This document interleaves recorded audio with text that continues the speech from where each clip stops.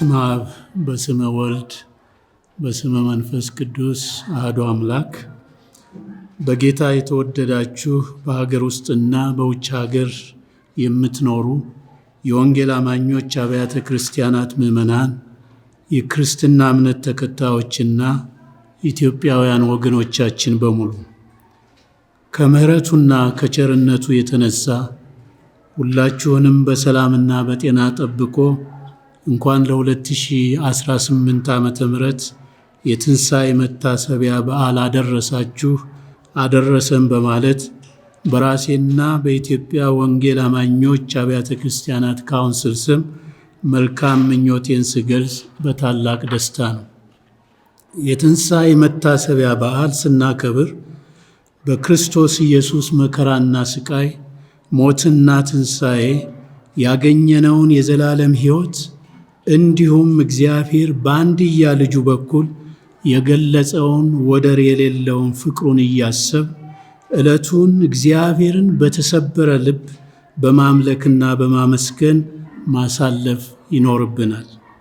አሁንም መድኃኒታችን ኢየሱስ ክርስቶስ ፋሲካችን ሆኖ በመስቀል ላይ ባፈሰሰው ደሙ ከኃጢአትና ከዘላለም ሞት በመዋጀት ልጆቹ ስላደረገን በጽኑ ተስፋው ተደላድለን ለመቆመናልና ክብርና ምስጋና ለእርሱ ይሆን እንላለን።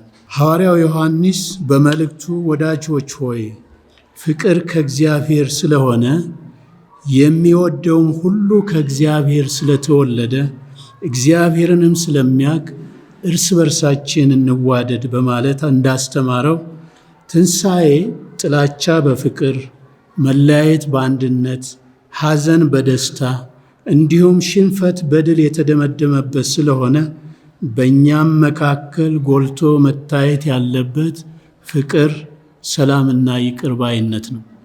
ይህም በፍጹም ቅንነት፣ መከባበርና መደማመጥ በእርቅ የሀገራችንን ሰላም በአስተማማኝ ሁኔታ ለማረጋገጥና የሕዝባችንንም አንድነት በጽኑ ዓለት ላይ ለማቆም ያስችለናል። በመካከላችን አሉ የሚባሉ ልዩነቶችን በማስተዋልና በጥበብ ለመፍታት ብሎም የበደልናቸውን ብቻ ሳይሆን የበደሉንንም በይቅርታ ለመቀበልና እውነተኛ ሰላም ለማስፈን ብንሰራ ጥላቻ እየደበዘዘ ፍቅር ግን እየጎለበተ ይሄዳል። ሀገራችንም ከእድገት ወደ እድገት ትሸጋግራለች። ያን ጊዜ ወጣት ልጆቻችን የሚሰደዱባት ሳይሆን ሰርተው የሚበለጽጉባት፣ እናት ልጆቿን ታቅፋ ለልመና መንገድ ላይ የማትወጣባት፣ ይልቁንም ሕዝቦቿ የሚኮሩባት ከድህነት የተላቀቀች ሀገር ትሆናለች። ስለዚህ በዕለት ተዕለት ተግባራችን ለእርስ በርሳችንና ለሕዝባችን ያለንን እውነተኛ ፍቅር በይቅርታና በመቀባበል መግለጥ ይኖርብናል።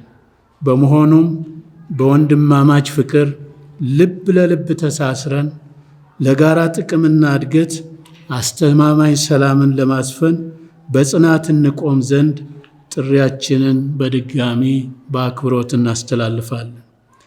በተለይም በዚህ ዓመት በሚካሄደው ሀገራዊ ምርጫ የዜግነት መብታችን እንደመሆኑ በንቃት መሳተፍና ምርጫው በሰላማዊ መንገድ እንዲጠናቀቅ አስፈላጊውን ሁሉ ማድረግ ከሁላችንም ይጠበቃል። ከዚህ በፊት እንዳደረግነው ሁሉ አሁንም ምርጫው በሰላም ተጀምሮ በሰላም እስከሚጠናቀቅ ድረስ ሁሉም አብያተ ክርስቲያናት በያሉበት በእግዚአብሔር ፊት በጸሎት እንዲቆዩ አደራ እንላለን።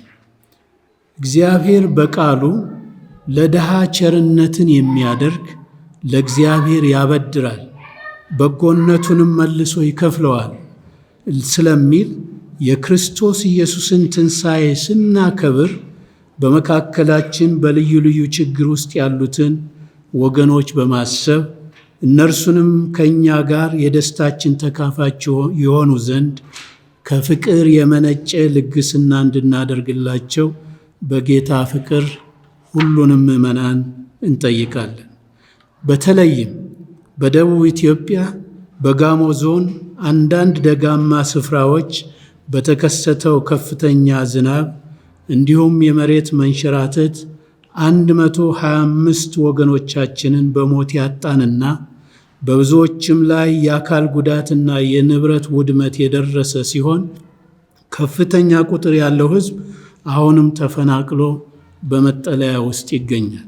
ስለዚህ ሕዝባችን በታላቅ ሐዘን ውስጥ ስለሚገኝ በዚህ ወሳኝ ወቅት ስጦታችንን በተደራጀ ሁኔታ በማሰባሰብ የሐዘናቸው ተካፋዮች መሆናችንን በተግባር እንድንገልጽ በራሴና በኢትዮጵያ ወንጌል አማኞች አብያተ ክርስቲያናት ካውንስል አደራ እያልኩ የደስታና የሰላም በዓል ይሆንላችሁ ዘንድ ጸሎቴም ምኞቴም ነው። እግዚአብሔር ሕዝባችንንና ሀገራችንን ይባርክ፣ ሰላሙንም ያብዛልን። አሜን።